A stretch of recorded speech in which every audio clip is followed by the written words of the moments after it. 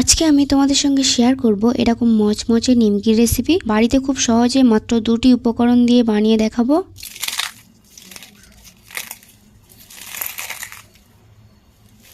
এটা কতটা মচমচে সেটা তোমরা নিজেরাই শুনতে পেলে। একদম মচমচে খাস্তা নিমকি। তো চলো এই মচমচে নিমকি বানানোর প্রসেসটা দেখিয়ে দিই। তার জন্য একটা বোলের মধ্যে আমি 1.5 বাটি ময়দা দিয়ে দেব। তোমরা চাইলে পরিমাণটা কম বেশি নিতে পারো। তারপর হাফ চামচ নুন আর 2 চামচ কালো জিরা দিয়ে দিলাম। 2 চামচের মতো সয়াবিন তেল দিয়ে হাত দিয়ে ভালো করে মিশিয়ে নেব।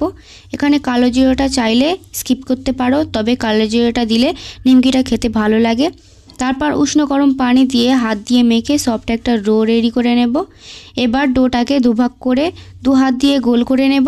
তারপর যেখানে বেলা হবে সেখানে কিছুটা ময়দা ছড়িয়ে দিয়ে একদম পাতলা করে একটা রুটি বেলে নেব। যতটা সম্ভব পাতলা করে বেলতে হবে। আমি একদম পাতলা করে একটা রুটি বেলে নিয়েছি। তারপর একটা ছুরি নিয়ে লম্বা লম্বা করে কেটে নেব। আর নিমকির সাইজটা কীরকম রাখতে চাও সেই রকম করে ছাড় দিয়ে কেটে নিতে হবে। আমি মিডিয়াম সাইজের নিমকি বানাবো, তাই বেশি ছাড় দিলাম না। তারপর এভাবে লম্বা কাটার পর বাঁকিয়ে কাটতে হবে, যাতে নিমকির শেপগুলো একেবারে চারকোনা না হয়ে লম্বা লম্বা হয়। দেখেই বুঝে নাও আমি ঠিক কীরকম করে কেটে শেপগুলো দিচ্ছি। হাতের দিকে লক্ষ্য করলেই বুঝতে পারবে। এইভাবে কাটলে নিমকিগুলো দেখতে একদম দোকানের মতো লাগবে। দেখো কত সহজে আমি বানিয়ে নিলাম। আমি বাকি আরেকটা ডো ঠিক এইরকমভাবে নিমকি বানিয়ে নেব। এখন নিমকিগুলোকে ভেজে নেব। তার জন্য তেলটা খুব ভালোভাবে গরম করে নিয়েছি।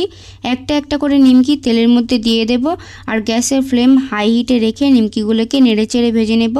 দেখতেই পাচ্ছ তেলটা প্রচুর গরম আছে, তাই নিমকিগুলো দেওয়ার সাথে সাথেই নিমকিগুলো ফুলে উঠছে। নিমকিগুলোকে সুন্দর একটা গোল্ডেন কালার আসা পর্যন্ত ভেজে নেব।